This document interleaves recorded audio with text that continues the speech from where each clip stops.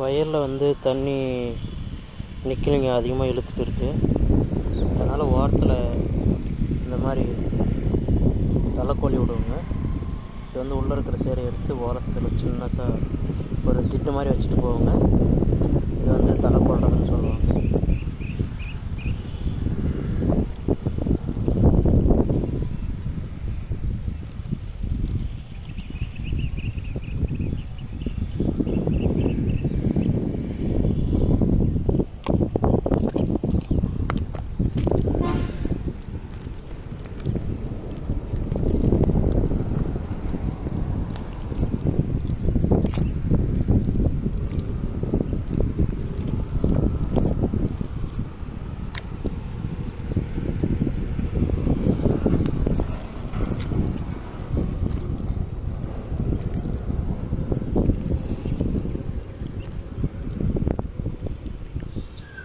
ஒவ்வொரு விவசாயியும் இந்த மாதிரி சேத்துல வந்து எப்பயுமே போராடிட்டு தாங்க இருக்காங்க.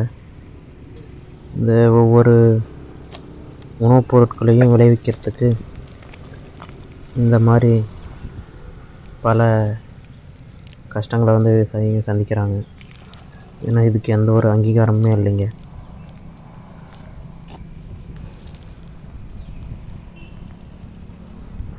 கடைசி வரைக்கும் இதே மாதிரி வைக்கணும்.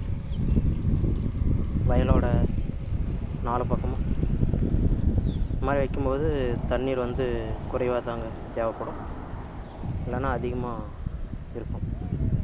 தண்ணீரை தேவையை வந்து குறைக்கிறதுக்காக இந்த மாதிரி ஒரு